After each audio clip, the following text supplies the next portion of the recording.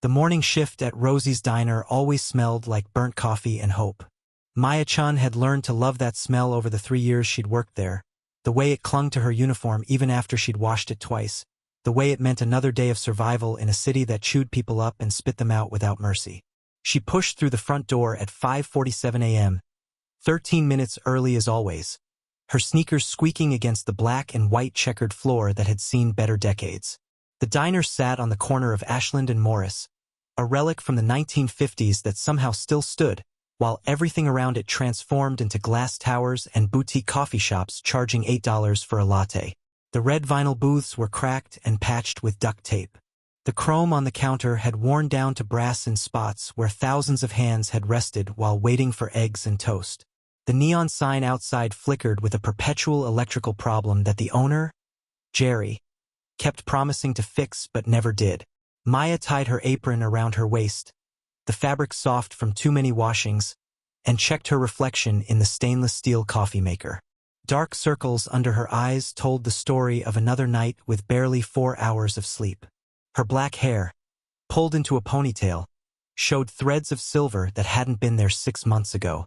She was 28 but felt 40, carrying the weight of responsibilities that ground her down a little more each day. "You're early again," came a voice from the kitchen.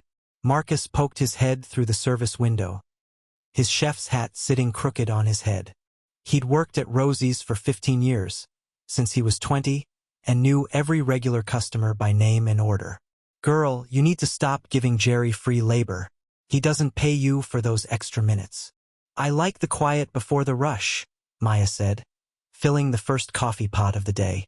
The machine gurgled and hissed, familiar as breathing. "Gives me time to think." "Thinking's dangerous on an empty stomach. I made extra bacon. Sit down for 5 minutes." Maya smiled but shook her head. "I ate at home." A lie. She'd had water and half a granola bar because her food budget for the week was already stretched thin. Her daughter, Lily, needed new shoes. The ones she wore to school had a hole in the sole that Maya had covered with cardboard. But cardboard didn't last long in Chicago's spring rain. The first customer arrived at 6:15 a.m. Old Mr. Patterson, who came every morning for black coffee and wheat toast with butter, no jam. He sat in booth 3 by the window where he could watch the street wake up. Maya poured his coffee before he even sat down, the muscle memory of routine guiding her hands. "Morning, Mr. Patterson. Sleep well as a man my age can, Maya. How's that little girl of yours? Growing faster than I can keep up with. She's reading chapter books now. Proud as can be. Smart like her mother," Mr. Patterson said, wrapping his weathered hands around the coffee mug. If you're enjoying this story of hope and kindness, please take a moment to like and subscribe. It helps us share more inspiring stories like Maya's. He'd been a postal worker for 37 years before retiring, and he still woke up at 5 a.m. out of habit. "You tell Lily that Mr. Patterson says hello." The morning rush began at 7. The diner is filled with construction workers heading to job sites, nurses finishing night shifts at the hospital 3 blocks away, and office workers grabbing breakfast before catching the L train downtown. Maya moved through the chaos with practiced grace, balancing 3 plates on one arm, refilling coffee cups without being asked, remembering that table 4 wanted extra hot sauce and table 7 needed their eggs scrambled soft, not hard. By 9:30 a.m., the rush had ebbed into the quiet lull before lunch. Maya's feet ached in her sneakers, the ones she'd resoled herself with a kit from the hardware store because buying new shoes meant Lily went without something else. She wiped down the counter, straightened the napkin dispensers, and refilled the sugar containers while Marcus prepped vegetables in the back. That's when the woman walked in. She moved slowly, hesitantly, like someone unfamiliar with the concept of diners or maybe just unfamiliar with asking for help. She wore a long coat that had once been nice but now showed signs of wear. Frayed cuffs, a missing button, a stain near the hem that hadn't quite washed out. Her gray hair hung limply around a face that told stories of harder times, deep lines etched by worry and weather. She carried a canvas bag that bulged with what looked like clothes and papers, everything she owned compressed into one worn sack. The woman slid into booth 7, the one farthest from the door, and studied the laminated menu with an intensity that made Maya's heart squeeze. She recognized that look. The look of someone calculating the cheapest item, weighing hunger against the few dollars in their pocket, trying to make impossible math work out. Maya approached with the coffee pot and a smile she didn't have to force. Kindness came naturally to her, even when she had nothing to give. "Good morning. Coffee?" The woman looked up, startled, as if she hadn't expected to be seen. Her eyes were blue, faded like old denim, and held a wariness that came from too many disappointments. "How much is coffee?" $2 for unlimited refills. The woman's hands, rough and red from cold and work, fumbled with a small change purse. She counted coins on the table. Quarters, dimes, nickels, pennies. Maya watched the pile grow and knew before the counting finished that it wouldn't be enough. The woman had 63 cents. "I'm sorry," the woman said, her voice barely above a whisper. "I thought I had more. I'm sorry for wasting your time." She started scooping the coins back into the purse with shaking hands, and Maya saw tears gathering at the corners of her eyes. Something broke open in Maya's chest, that place where she kept all her own struggles locked away so they wouldn't overwhelm her. She thought of Lily, who sometimes asked why they couldn't buy the name-brand cereal like her friends had. She thought of her own mother, who'd worked 3 jobs to raise Maya and her brother after their father left. She thought of all the times she'd been hungry, scared, alone, and someone had reached out a hand. "Wait," Maya said, her hand covering the woman's. "The coffee's on me today. And you know what? Marcus made too much breakfast this morning. We've got extra eggs and toast that'll just go to waste if someone doesn't eat them. Would you be doing us a favor?" The woman's eyes searched Maya's face, looking for pity or mockery, but found only genuine warmth. "I can't accept charity. It's not charity. It's breakfast. And besides, you'd be helping me out. Jerry gets mad when we waste food, and I could use the good karma today. My daughter's got a field trip next week that I'm trying to scrape together money for." The woman hesitated, pride warring with hunger. Hunger won as it always does. "Just this once. And I'll pay you back someday, I promise. My name is Dorothy. Dorothy Walsh. Maya Chen. And don't worry about paying back. Just pass it forward when you can. Okay?" Maya went to the kitchen and told Marcus to make the full breakfast special: 2 eggs, bacon, hash browns, and toast. Marcus raised an eyebrow but didn't ask questions. He'd worked with Maya long enough to trust her judgment. When Maya set the plate in front of Dorothy, the woman's hands trembled as she picked up the fork. She ate slowly, methodically, like someone who wasn't sure when the next meal would come. Maya refilled her coffee 3 times and didn't hover, giving Dorothy the dignity of eating in peace. At the counter, Mr. Patterson had watched the exchange. He caught Maya's eye and nodded with approval, then left a $5 tip on a $3 breakfast. Around 10:30 a.m., Dorothy finished eating. She carefully placed her napkin on the empty plate and looked at Maya with eyes that glistened. "Thank you," she said, and those 2 words carried the weight of 100 unsaid things. "You have no idea what this means." "I think I do," Maya said softly. "You take care of yourself, Dorothy, and the offer stands if you need coffee another morning." Dorothy gathered her canvas bag and walked to the door. She paused at the threshold and turned back. "You're a good person, Maya Chen. The world needs more people like you." Then she was gone, disappearing into the mid-morning foot traffic on Ashland Avenue. What happens next will change Maya's life forever. But before we continue, if this story is touching your heart, please share it with someone who needs hope today, and don't forget to hit that like button.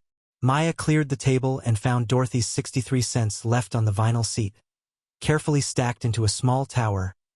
Her vision blurred with tears, and she blinked away quickly. She pocketed the coins and made a mental note to put them in Lily's piggy bank. The rest of the shift passed in the usual rhythm.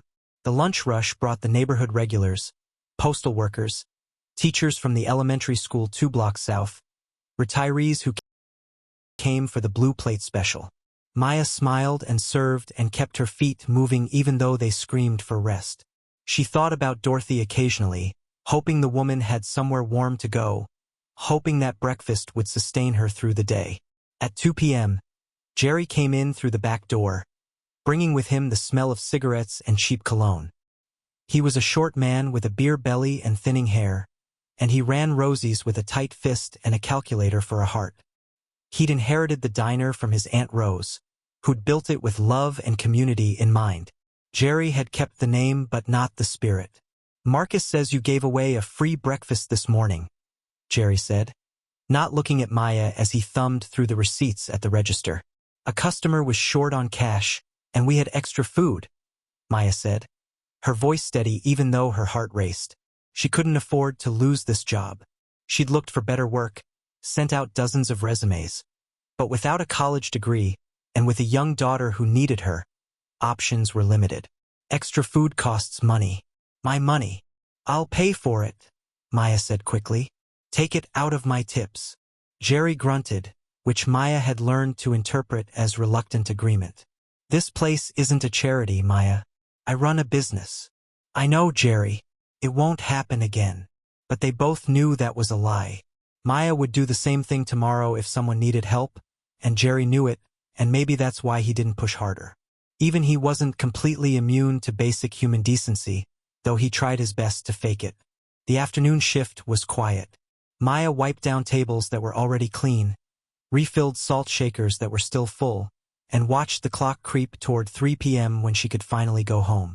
Her body ached in that deep, bone-tired way that came from standing for 8 hours on worn-out shoes. But she smiled when customers needed something, laughed at Marcus's jokes through the service window, and kept the mask of cheerfulness firmly in place because that's what the job required. At 2:47 p.m., a black Mercedes pulled up in front of the diner. Maya noticed it because luxury cars rarely stopped at Rosie's. This was a neighborhood of Hondas with rusted bumpers and Fords with duct-taped side mirrors. The Mercedes gleamed in the afternoon sun like it had just rolled off the showroom floor. The windows were tinted dark, hiding whoever sat inside. The driver's door opened, and a man in a charcoal suit stepped out. He was tall, maybe 6'2", with silver hair cut with precision and shoes that probably cost more than Maya made in a month. He scanned the diner's exterior with an expression that was hard to read. Not disgust exactly, but a kind of careful assessment, like he was seeing something he'd forgotten existed. The man pushed open the diner door, and a small bell chimed his arrival. The handful of customers looked up briefly, registered his expensive clothes and polished appearance, and went back to their coffee and newspapers. Maya grabbed a menu and approached with her practiced smile. "Good afternoon. Sit anywhere you'd like." The man's eyes found Maya's name tag, and something flickered across his face. "Maya Chen. That's me. Have we met before?" "No, but I've been looking for you. My name is Richard Hawthorne." He extended his hand, and Maya shook it, confused by the formality and the way he said her name like it meant something important. "I'm not sure I understand," Maya said, her mind racing through possibilities. Had she done something wrong? Was this about Jerry's taxes? Was she being sued? Richard Hawthorne smiled, and it transformed his severe features into something almost warm. "Is there somewhere we can talk privately? I have something important to discuss with you, and I promise it's nothing bad." "Quite the opposite, actually." Word count for section 1. 2,247 words. Maya led Richard Hawthorne to booth 7, the same booth where Dorothy had sat that morning, and gestured for him to sit. Her mind spun with questions, but years of customer service had taught her to mask confusion with politeness. Marcus poked his head through the service window, eyebrows raised in a silent question about the well-dressed stranger. Maya gave him a small shake of her head. "I'll handle it," and slid into the booth across from Richard. "Can I get you some coffee? Something to eat?" "Coffee would be fine, thank you." Maya poured 2 cups from the fresh pot she'd just brewed, her hands steady despite the nervous flutter in her stomach. She'd learned long ago not to let anxiety show in her movements. When you're raising a child alone on a waitress's salary, you get good at hiding fear. Richard wrapped his hands around the coffee mug and studied Maya with an intensity that made her want to squirm. But she held his gaze, chin up, shoulders back. Whatever this was, she wouldn't face it looking weak. "Ms. Chen, I'll get straight to the point. I'm here because of something you did this morning." Something extraordinarily kind. Maya's confusion deepened. I'm sorry, I don't. The woman you bought breakfast for. Dorothy Walsh. She's my mother. The words hung in the air between them, and Maya felt the world tilt slightly. She looked at this man in his expensive suit, with his Mercedes parked outside, and tried to reconcile him with Dorothy's worn coat and canvas bag full of everything she owned. Your mother, Maya repeated slowly. Yes, my mother who I've been searching for the past 3 years. Richard's composed expression cracked slightly, revealing a depth of emotion he'd been holding back. My mother who disappeared after my father died, who left our home and everything in it because the grief was too much for her to bear. Maya's heart clenched. She thought of Dorothy's careful way of eating, the way she'd counted coins with shaking hands, the weight of sadness in her faded blue eyes. Mr. Hawthorne, I'm so sorry. I had no idea. Please call me Richard, and you have nothing to apologize for. If anything, I'm the one who should be apologizing for taking so long to find her. After Dad passed, Mom just left. She took almost nothing with her. We think she blamed herself for his death, though there was nothing she could have done. Heart attack. Suddenly. She was with him when it happened, and I think she couldn't bear to be in that house anymore, surrounded by memories. Richard paused to take a sip of coffee, and Maya noticed his hand trembled slightly. The expensive suit and polished exterior couldn't hide the rawness of his grief. We searched everywhere, hired private investigators, filed missing persons reports, checked hospitals and shelters across 3 states. She didn't want to be found, and she'd always been clever about covering her tracks. For 3 years, we had no idea if she was alive or dead.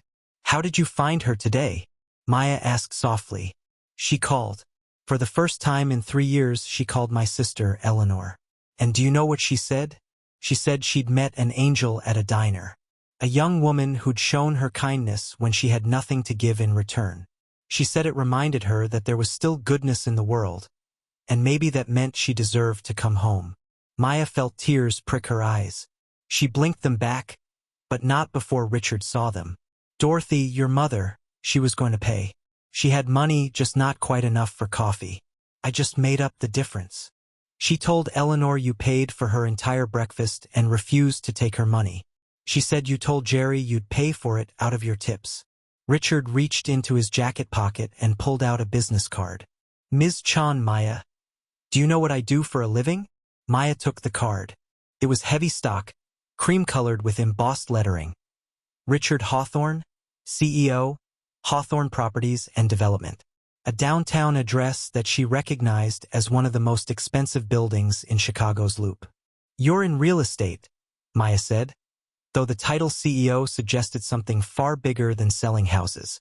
Commercial and residential development. My father started the company 50 years ago with one apartment building on the south side.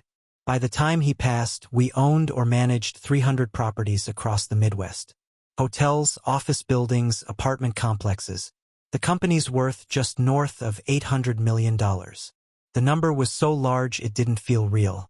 Maya had never heard anyone say $800 million in a casual conversation before.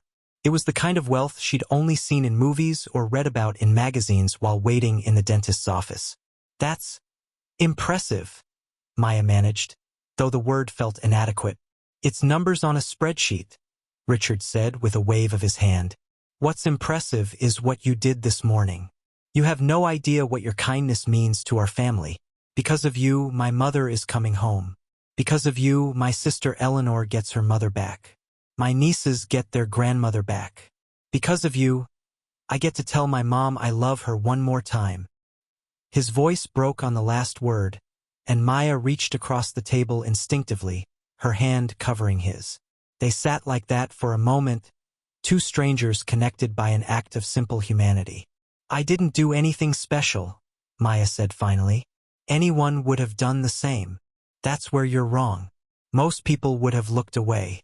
Most people would have been too busy, too uncomfortable, too worried about their own problems. But you stopped. You saw my mother. Really saw her. And you helped. That's not common, Maya. That's rare. That's precious. Richard straightened his shoulders and seemed to pull himself together, the corporate executive returning to cover the grieving son. He reached into his jacket again and pulled out a folded document. I want to do something for you. Something meaningful. Maya's instincts immediately flared with caution. She'd learned early in life that when wealthy people offered to do something meaningful, it usually came with strings attached. That's not necessary. Really. I'm just glad Dorothy, your mother, is safe. Let me finish, please. I own a property in Lincoln Park. A townhouse on West Dickens Avenue. 3 stories, 4 bedrooms, renovated 2 years ago. Hardwood floors throughout, updated kitchen, 2.5 bathrooms, and a small garden in the back. It's been sitting empty for 6 months because I haven't decided whether to sell it or rent it. Maya had no idea where this was going, but a cold dread was beginning to form in her stomach. Lincoln Park was one of Chicago's most expensive neighborhoods, where single brownstones sold for millions of dollars. I want you to have it, Richard said simply. The words didn't make sense. Maya heard them, understood each individual word, but strung together like that, they created a sentence that defied logic. I'm sorry, what? The townhouse. I'm giving it to you. Free and clear. No mortgage, no rent, no strings attached. The deed will be transferred into your name, and the property taxes will be covered by a trust fund I'll establish for that purpose. It's yours. Maya's first reaction was to laugh. A sharp, disbelieving sound that echoed through the mostly empty diner. You can't be serious. I'm completely serious. You can't just give someone a house in Lincoln Park. That's insane. That's millions of dollars. 4.2 million, actually, based on the most recent market assessment. But who's counting? Richard smiled, but his eyes were dead serious. Maya, you gave my mother her life back. You can't put a price on that. But if I could, it would be worth far more than a townhouse. Maya's mind reeled. $4.2 million. She made $2.13 an hour plus tips, which on a good week added up to maybe $450. She'd never had more than $800 in her bank account at one time, and that was only because she'd skipped her own doctor's appointment to save the $50 copay. I can't accept this, Maya said, though her voice came out weaker than she'd intended, because somewhere in her brain, a treacherous voice was whispering. But what if you did? A voice that sounded like financial security, like Lily having her own bedroom instead of sharing Maya's, like not choosing between groceries and electricity. Why not?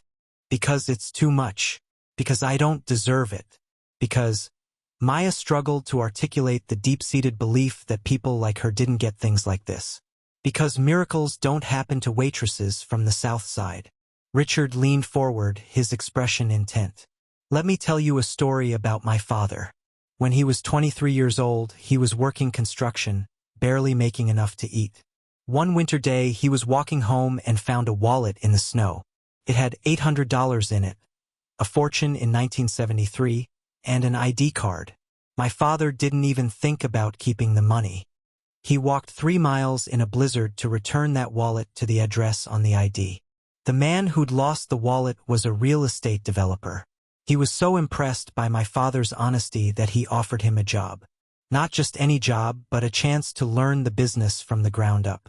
That one act of integrity changed my father's entire life trajectory. Changed mine. Changed my children's. Changed Dorothy's. One good deed, and the entire course of a family's history shifted. Richard slid the document across the table. Maya could see official-looking seals and dense paragraphs of legal text. Now it's your turn. You showed kindness to someone who needed it, and that kindness is coming back to you. This isn't charity, Maya. This is karma. This is the universe balancing its books. Maya stared at the document. Her hands trembled as she reached for it, then pulled back. I need time to think about this. I can't just. Of course. Take all the time you need. Here's my personal number. Richard wrote on the back of his business card. Call me when you're ready to talk. But Maya, don't take too long. Life is short, and opportunities like this don't come around twice. He stood, adjusted his suit jacket, and placed a $100 bill on the table. For the coffee. and whatever else anyone orders today. Tell Jerry it's on me." Then Richard Hawthorne walked out of Rosie's diner, climbed into his Mercedes, and drove away, leaving Maya sitting in booth 7 with a legal document that promised to change her entire life. Marcus appeared at the booth immediately, his eyes wide. "Did that man just offer you what I think he offered you?" "I think so. I'm not sure. Maybe I'm hallucinating from exhaustion." "Let me see that paper." Maya handed it over with numb fingers. Marcus scanned the document, his lips moving as he read the legal language. His eyes got progressively wider with each paragraph. "Holy shit, Maya. Holy actual shit. This is a deed transfer agreement. This is real. That man just gave you a $4 million house." "Stop saying that out loud," Maya hissed, looking around to make sure no other customers had heard. "I haven't accepted it yet. I probably won't accept it. This is crazy. People don't just give away houses. Rich people do whatever they want. And apparently what this rich person wants is to give you a mansion for buying his homeless mom some eggs and toast. Jesus, Mary, and Joseph. When's the last time I did something nice? Why doesn't anyone give me a mansion?" Despite everything, Maya laughed. Marcus had a way of cutting through tension with inappropriate humor, one of his many gifts. "What am I supposed to do, Marcus? Are you kidding me right now? You're supposed to call that man, sign that paper, and move into your new house. You're supposed to give your daughter the childhood she deserves. You're supposed to stop destroying your body working double shifts for Jerry's ungrateful ass. But it feels wrong. Like I'm taking advantage." "Taking advantage?" "Maya, listen to me. That man is richer than God. That house is pocket change to him. He's not going to miss it. And you? You've been busting your ass for 3 years, working 6 days a week, wearing shoes with holes in them so Lily can have decent ones. You deserve this. If anyone on this planet deserves good things happening to them, it's you." Maya wanted to believe him. She wanted to let herself feel the hope that was trying to bloom in her chest. But hope was dangerous. Hope led to disappointment, and disappointment broke things inside you that were hard to repair. Her shift ended at 3 p.m., but her mind was so scattered that she barely remembered the last 15 minutes.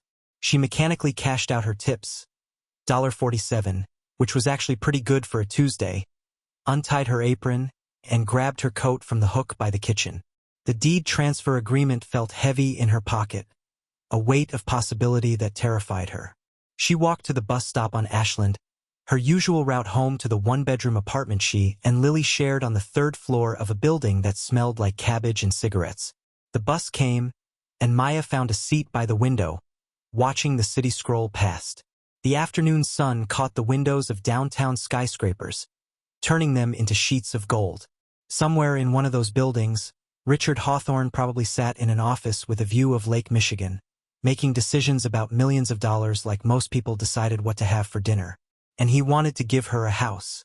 The thought kept circling back, no matter how many times Maya tried to push it away. She pulled out her phone and did something she'd been avoiding. She Googled Hawthorne Properties and Development. The search results were overwhelming. Pages and pages of articles about commercial developments, luxury apartment buildings, hotel acquisitions. There were photos of Richard Hawthorne at charity galas, cutting ribbons at grand openings, shaking hands with politicians and celebrities.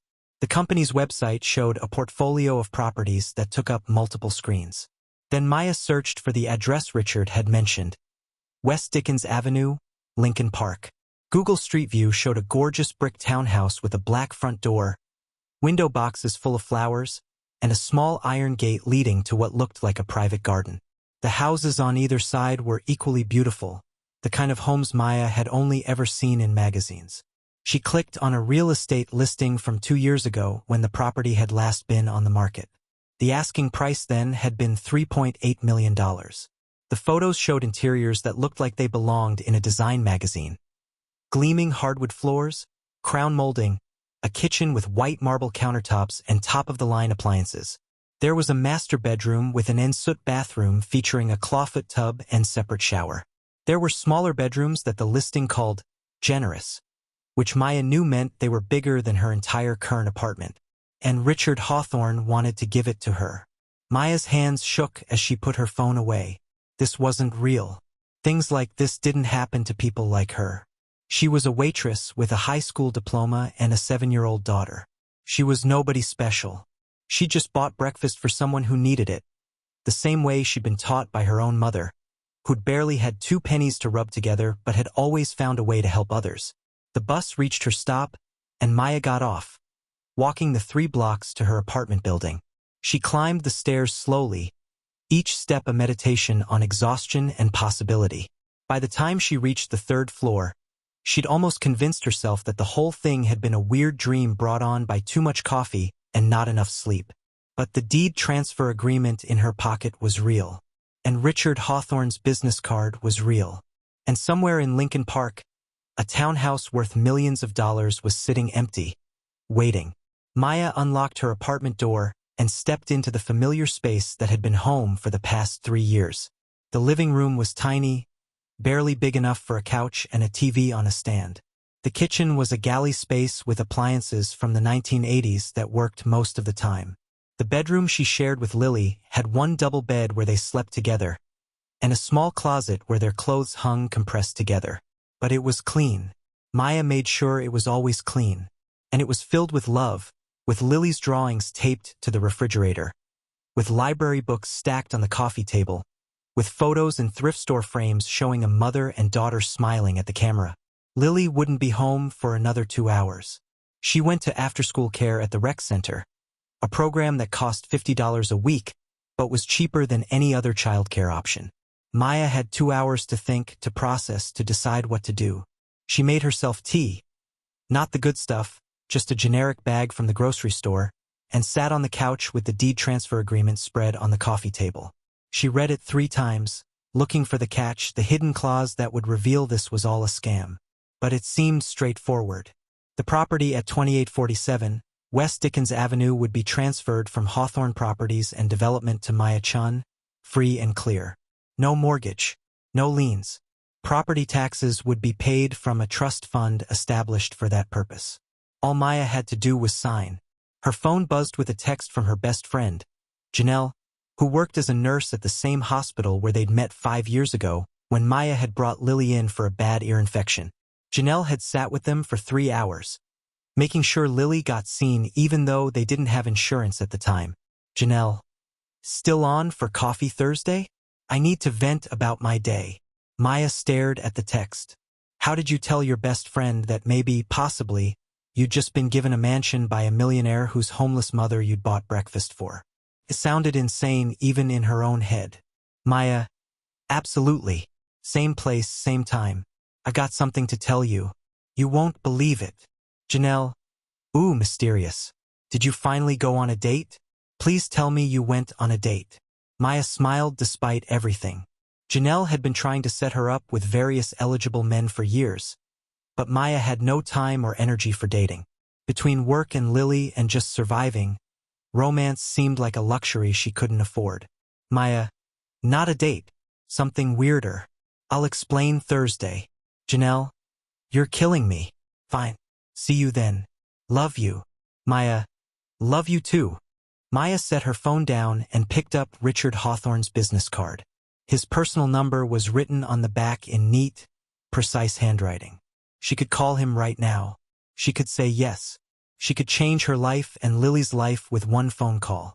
But what if it was a mistake? What if accepting this kind of gift made her somehow indebted? What if there were expectations she couldn't meet? What if this was all too good to be true?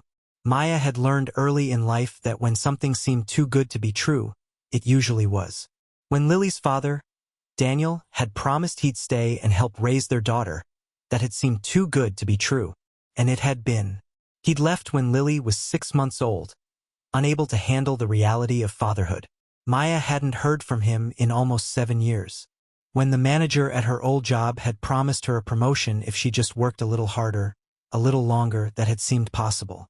But it hadn't been. There was no promotion. There was just more work and more excuses.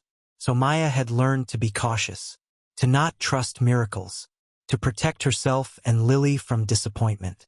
But this felt different. Richard Hawthorne hadn't asked for anything. He'd just offered. And the way he'd talked about his mother, the grief and love in his voice, that had been real. Maya knew real emotion when she saw it.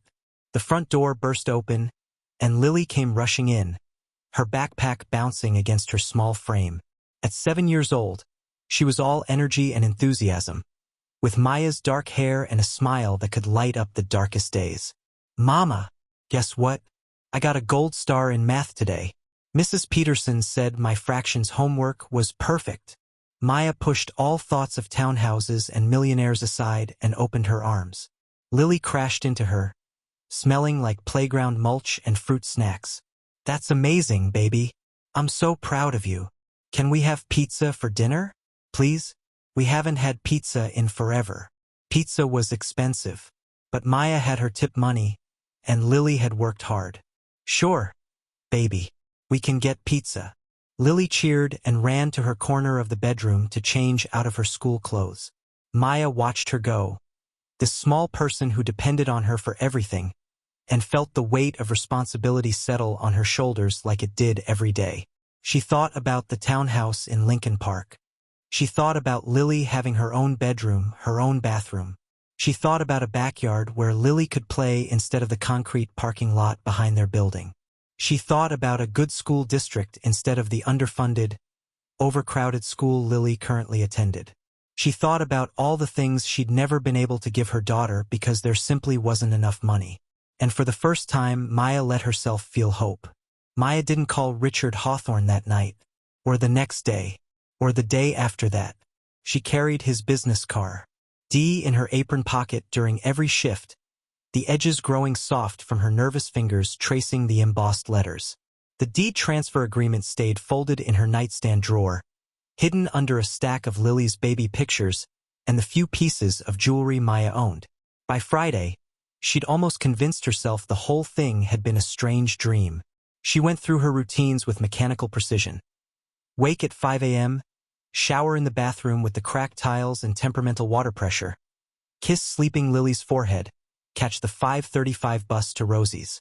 The city was still dark at that hour, streetlights casting orange pools on empty sidewalks, the looped skyscrapers glittering in the distance like promises that belonged to other people.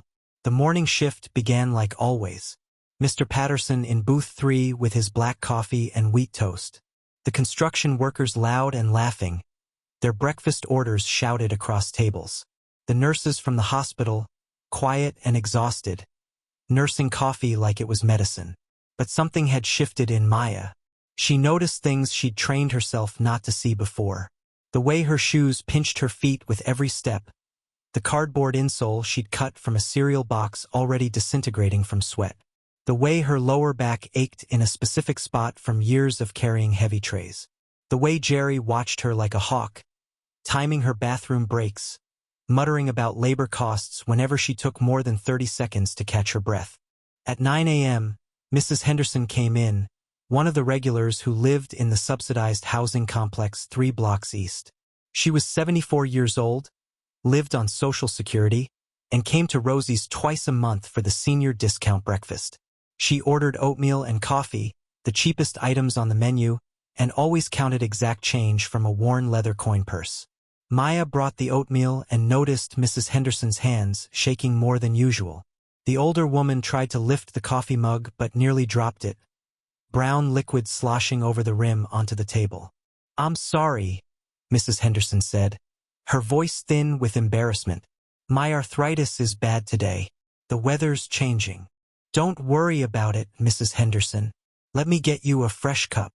Maya cleaned up the spill and returned with more coffee, this time in a mug with a bigger handle that would be easier to grip. She also brought extra cream and sugar packets without being asked, and a banana from the kitchen. "I didn't order fruit," Mrs. Henderson protested weakly. "Marcus made too many this morning. They'll go bad if someone doesn't eat them." The lie came easily now, worn smooth by repetition. Mrs. Henderson's eyes filled with tears. "You're too kind, Maya. Too kind for this world." Maya thought about the townhouse in Lincoln Park. She thought about Richard Hawthorne's words, "Don't take too long. Life is short, and opportunities like this don't come around twice." But what would happen to Mrs. Henderson if Maya left Rosie's? Who would notice when she couldn't grip her coffee mug? Who would make sure she got enough to eat? And what about Mr. Patterson, whom Maya suspected was lonely and came to the diner just to have someone to talk to? What about the construction workers who needed someone to remember they took their eggs over easy, who needed to feel seen and valued before spending 12 hours in the cold or heat? These thoughts circled Maya's mind throughout the shift, creating a knot of anxiety in her stomach that coffee couldn't dissolve. When her 3 p.m. end time approached, Jerry called her to the back office, a cramped room that smelled like old cigarette smoke and defeat. "We need to talk about your hours," Jerry said without preamble. He sat behind a desk covered in receipts and invoices, his chair squeaking under his weight. "I'm cutting everyone back. New budgeting plan." Maya's blood went cold. "Cutting back how much?" "You're going from 6 days to 4. 8-hour shifts instead of 9. The math hit her immediately. She'd lose roughly $200 a week in wages and tips. That was groceries. That was Lily's after-school care. That was the small buffer between survival and catastrophe. "Jerry, I can't afford that. You know I can't. I've got a daughter." "Everyone's got problems, Maya. The diner's not making what it used to. Costs are up. I gotta make cuts somewhere." He wouldn't meet her eyes, shuffling papers around his desk like they were suddenly the most important things in the world. "When does this start?" "Monday. You'll work Monday, Wednesday, Friday, and Saturday. Someone else will cover Tuesday, Thursday, and Sunday." "Someone else? You're hiring someone new while cutting my hours." "Jerry Jr. needs a job. He's moving back from Springfield, needs to get on his feet. Family takes care of family." There it was. Jerry's nephew needed work, so Maya, who'd been reliable for 3 years, who'd never called in sick, who'd covered shifts for other people without complaint, was being pushed aside. Family takes care of family unless you weren't family, in which case you were disposable. "Please, Jerry, I'm begging you. I need these hours. I'll work harder. I'll..." "Decisions made. You're lucky I'm not cutting you more. Be grateful you've still got a job at all." Maya walked out of that office with her hands clenched into fists, nails digging into her palms to keep from crying. She grabbed her coat and apron from the hook, punched out on the ancient time clock that Jerry refused to replace with something digital, and stepped into the afternoon sunlight that felt too bright, too cheerful for how her world was crumbling. The bus ride home was a blur. She stared out the window and did math in her head. 4 days a week at Rosie's would bring in maybe $350 after tips, probably less. Rent was $800. Utilities averaged $150. Groceries, if she was careful, $200. Lily's after-school care was $200 a month. That left nothing for emergencies, for clothes, for Lily's field trip or the school supplies she'd need next month, or the cavity the dentist had warned them about that would need filling soon. Maya pulled out her phone and opened her banking app, staring at the number that mocked her. $347.82. That was everything she had in the world. That was the sum total of her financial security. She looked at Richard Hawthorne's business card for what must have been the 100th time. The paper was warm from being in her pocket, the edges fuzzy. She could call him. She could say yes. She could solve every problem with one conversation. But the voice in her head, the one that sounded like her mother, like every hard lesson she'd learned, whispered its doubts. What's the catch? What does he really want? Why would someone give you millions of dollars for one act of kindness? It doesn't make sense. It's a trap. It has to be a trap. When Maya got home, she found an eviction notice taped to her apartment door. The paper was official, bearing the landlord's property management company logo. It stated that rent for the upcoming month was due in 10 days, and that Maya's rent was being increased by $150 per month due to rising property costs and market adjustments. If she couldn't pay the new amount, she had 30 days to vacate. Maya's vision blurred. She fumbled with her keys, dropped them, picked them up with shaking hands, finally got the door open. The apartment that had been her safe haven suddenly felt like a trap, walls closing in, air too thick to breathe. She sat on the couch and let herself cry. Real, ugly, gasping sobs that came from somewhere deep and desperate. She cried for the unfairness of it all, for working so hard and still barely surviving, for Lily, who deserved better than a mother who couldn't even keep a roof over her head, for herself, for the girl she'd been at 18 who'd thought having a baby with a man who loved her would be the beginning of a beautiful life, not the start of a long, lonely struggle. When the tears finally stopped, Maya felt hollowed out, empty. She looked at the eviction notice again, reading the words through swollen eyes. $950 a month for this dump. For one bedroom, broken appliances, and neighbors who fought at 2 a.m. Nearly $1,000 for barely enough space for her and Lily to exist. She picked up her phone. Her hands steadied as she dialed the number on the back of Richard Hawthorne's business card. He answered on the second ring. Richard Hawthorne. Mr. Hawthorne, this is Maya Chen. From Rosie's Diner. We met earlier this week. Maya. His voice warmed immediately. I've been hoping you'd call. Have you thought about my offer? I have. And I need to ask you something. And I need you to be completely honest with me. Of course. Why are you really doing this? What's the catch? What do you want from me? There was a pause on the other end of the line. Maya heard office sounds in the background. Phones ringing, muffled voices, the ambient noise of wealth and power. There's no catch, Richard said finally. I know that's hard to believe. Trust me, if our positions were reversed, I'd be skeptical too. But Maya, you have to understand something. My mother was missing for 3 years. 3 years of not knowing if she was alive or dead. 3 years of my sister crying herself to sleep. 3 years of my nieces asking when Grandma was coming home. And then, because of you, she called. Because of your kindness, she remembered that the world wasn't entirely dark. You gave me my mother back. How do you put a price on that? But a house in Lincoln Park is one property in a portfolio of hundreds. Maya, I'm not a saint. I'm a businessman. I make deals all day long that involve millions of dollars. This house has been sitting empty for 6 months because I can't decide whether to sell it or rent it. Either way, it's just another line item on a spreadsheet. But giving it to you, that makes it mean something. That makes it matter. Maya closed her eyes. She wanted to believe him. God, she wanted to believe him so badly. I got some news today, she said quietly. My boss cut my hours, and my landlord is raising my rent by $150 a month. And I have $347 in my bank account. And I'm scared, Mr. Hawthorne. I'm so scared that I'm going to lose everything and my daughter is going to end up homeless, and it will be my fault for not being able to do better. Maya. Richard's voice was gentle. You're not going to lose everything. You're going to accept my offer. You're going to move into that townhouse. You're going to give Lily the life she deserves. And you're going to stop punishing yourself for circumstances beyond your control. What if I accept and something goes wrong? What if there are hidden costs or taxes or... There are no hidden costs. I'll have my lawyers draw up the paperwork. You'll have your own lawyer review everything.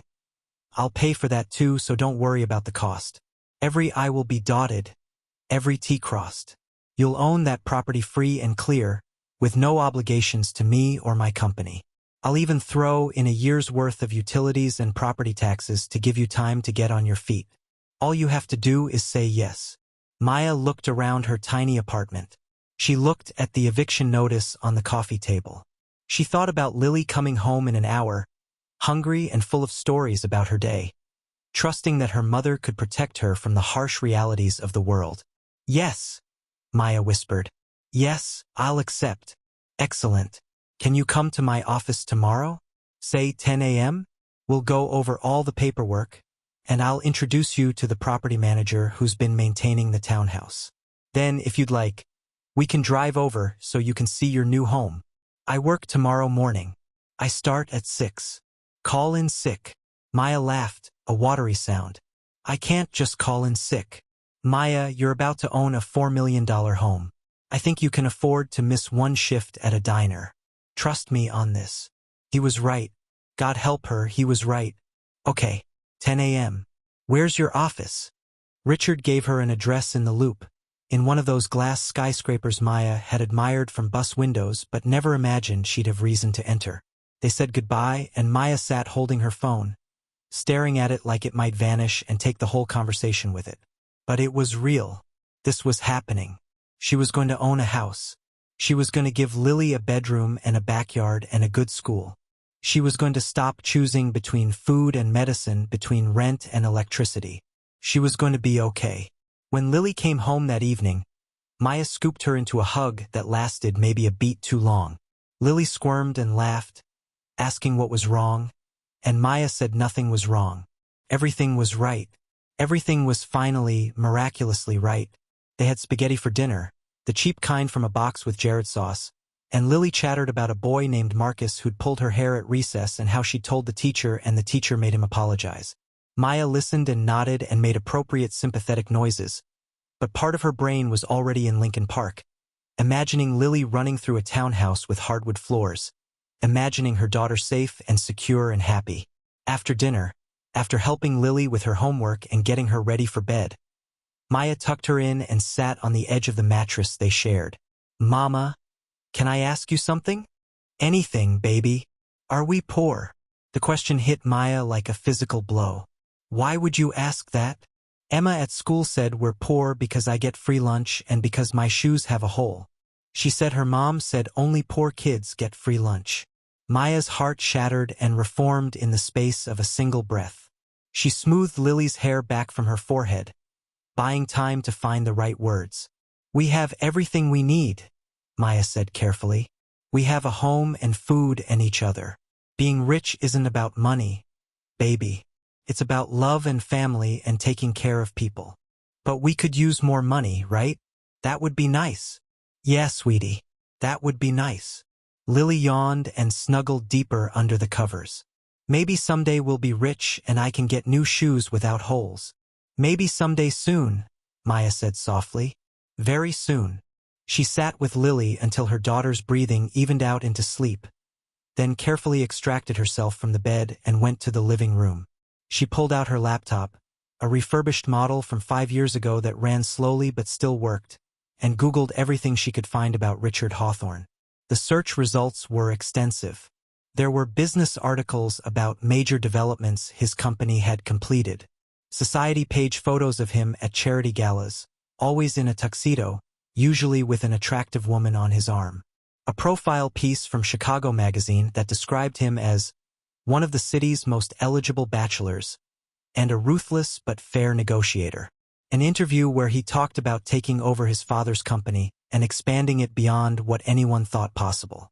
But there were also articles about his philanthropy, donations to homeless shelters, a foundation he'd established in his father's name that provided housing assistance to low-income families, a partnership with the city to create affordable housing units in his luxury developments. This wasn't a man who only cared about profits. This was someone who remembered where he came from, who honored his father's legacy of helping others. Maya found articles about Dorothy Hawthorne too, an obituary for her husband, James Hawthorne, that mentioned he was survived by his wife Dorothy, son Richard, daughter Eleanor, and 4 grandchildren. There were photos from years ago showing Dorothy at ribbon-cutting ceremonies, standing beside her husband, smiling for cameras. And then nothing. Dorothy disappeared from public records around the time of her husband's death, just as Richard had said. Maya searched until midnight, looking for any hint of scandal, any whisper that Richard Hawthorne was anything other than what he appeared to be. She found nothing suspicious, just a man who'd built an empire and was trying to use that empire to do some good in the world. She closed her laptop and sat in the dark apartment, listening to the familiar sounds of the building settling, pipes creaking, someone's television playing too loud 2 floors down. Tomorrow, she'd call Jerry and tell him she wouldn't be coming in. Tomorrow, she'd put on her best outfit, a dress she'd worn to a cousin's wedding 3 years ago, and take the train downtown to an office in the sky. Tomorrow, her life would change in ways she still couldn't fully comprehend. But tonight, she was still Maya Chen, waitress, single mother, survivor. Tonight, she was still a woman who barely made rent and bought her daughter's clothes from thrift stores. Tonight, she was still scared. The next morning, Maya called Rosie's at 5:30 a.m., knowing Marcus would be the one to answer. Rosie's Diner, This is Marcus. Marcus, it's Maya. I can't come in today. I'm sick. The lie tasted bitter but necessary. You're never sick. What's really going on? Maya lowered her voice even though Lily was still asleep. Remember that rich guy who came in? With the offer? I'm meeting him today. To sign the papers. There was a beat of silence. Then Marcus let out a whoop so loud Maya had to pull the phone away from her ear. Girl. Finally. I was starting to think you'd lost your mind. When do you move in? Can I visit? Please tell me it has a pool. I don't know if it has a pool. I'm just gonna see it today. And Marcus? Don't tell Jerry the real reason I'm not there. Please. My lips are sealed. Good luck, Maya. You deserve every good thing that's coming to you. After hanging up, Maya spent an hour getting ready, trying on the 3 outfits she owned that could pass for professional. She settled on the wedding dress. Navy blue, simple, with 3/4 sleeves that hid the burn scar on her left forearm from a coffee accident 2 years ago. She borrowed Lily's nicest shoes, patent leather flats that pinched Maya's feet but looked better than her worn-out sneakers. She dropped Lily at school, kissing her goodbye and promising to pick her up on time, then caught the train downtown. The ride felt surreal. She was surrounded by professionals in suits and dresses far nicer than hers, everyone absorbed in their phones or laptops, living lives that until yesterday had seemed entirely separate from Maya's reality. The train emerged from the underground tunnel, and suddenly Chicago spread out before her in all its glory. The morning sun turned the lake into liquid gold. The skyscrapers reached toward a cloudless blue sky. Somewhere in that gleaming landscape was a townhouse in Lincoln Park that was about to become hers. Richard Hawthorne's office was on the 43rd floor of a building Maya had walked past 100 times but never entered. The lobby was all marble and glass, with a security desk where she had to show ID and get a visitor badge. The elevator was spotless and fast, shooting upward so quickly Maya's ears popped. The doors opened onto a reception area that looked like something from a magazine. Floor-to-ceiling windows offered views of the entire city. Modern art hung on walls the color of cream. The receptionist, a young woman with perfect makeup and a tailored suit, smiled professionally. You must be Ms. Chen. Mr. Hawthorne is expecting you. Right this way. Maya followed her down a hallway lined with offices where people worked behind glass walls, typing, talking on phones, looking important and busy. At the end of the hall was a corner office twice the size of Maya's entire apartment. Richard Hawthorne stood as Maya entered, coming around his massive desk to shake her hand. He wore another expensive suit, this one charcoal gray with a blue tie that probably cost more than a week of Maya's wages. Maya, thank you for coming. Please sit. Can I get you coffee? Water. Water would be great, thank you. A different assistant appeared with a bottle of fancy water, the kind with a European name Maya couldn't pronounce, in a glass with ice and a slice of lemon. Maya took it with both hands to keep them from shaking. I've had my lawyers prepare everything, Richard said, gesturing to a stack of documents on his desk. This is David Chen, no relation, I assume, my head attorney. He'll walk you through each document and answer any questions you have. David Chen was a thin man in his 50s with glasses and a kind smile. For the next hour, he explained every document in the stack. The deed transfer, the trust fund that would cover property taxes, the utility transfer forms, insurance documents. It was overwhelming, a cascade of legal terminology that made Maya's head spin. But David was patient, explaining each clause, each section, making sure Maya understood what she was signing. And through it all, one thing became crystal clear. There was no catch, no hidden fees, no obligations. Richard Hawthorne was genuinely giving her a house, free and clear, asking for nothing in return. Why? Maya finally asked, the question bursting out of her. I keep trying to understand why you're doing this, and I can't make it make sense. Richard and David exchanged glances. Richard leaned back in his chair, steepling his fingers. My father grew up poor, Richard said. Really poor. He told me stories about going to bed hungry, about wearing shoes with cardboard in the soles because his family couldn't afford new ones. When he finally made it, when he built this company and had more money than he knew what to do with, He never forgot what that felt like. He helped people. Quietly, usually. He'd pay off someone's medical bills or cover a family's rent for a year. He'd offer jobs to people who needed a break. He believed that wealth was a responsibility, not just a privilege. Richard paused, emotion flickering across his face. When he died, I promised myself I'd honor that legacy. I've tried through foundations and charitable work. But it's easy to write checks to organizations. It's harder to look someone in the eye and offer real, tangible help. When I saw what you did for my mother, how you saw her as a person, not a problem, I knew I wanted to do something meaningful for you. This house is my father's legacy living on. It's me keeping the promise I made at his funeral. Maya's eyes filled with tears. I bought your mother breakfast. That's all. It was a few dollars worth of food. You gave her dignity when she felt like she had none. You can't buy that, Maya. And you can't repay it with money. But I can try to pay it forward. I can give you and your daughter security and hope and a future that's a little less scary. Will you let me do that? Maya looked at the documents spread across the desk. She looked at David Chen's kind eyes and Richard Hawthorne's earnest expression. She thought about Lily asking if they were poor, about working herself to exhaustion for barely enough to survive, about all the times she'd felt like she was drowning and nobody cared. Yes, she said. Yes, I'll let you do that. She signed the documents with a hand that steadied as she wrote her name again and again. Maya Chen, Maya Chen, Maya Chen. Each signature felt like opening a door to a life she'd never allowed herself to dream about. When the last document was signed, Richard smiled. A real smile, not the polished corporate version. Congratulations, Maya. You're officially a homeowner. Would you like to see your new house? Maya and her 7-year-old daughter Lily are living in a cramped apartment, struggling financially despite Maya working long hours at Rosie's diner. One day at work, Maya encounters an elderly woman named Eleanor who seems disoriented and distressed. Rather than ignoring her, Maya shows genuine kindness, helping Eleanor, ensuring she's safe, and staying with her until her son Richard arrives. Richard, a wealthy businessman, is deeply moved by Maya's compassion toward his mother.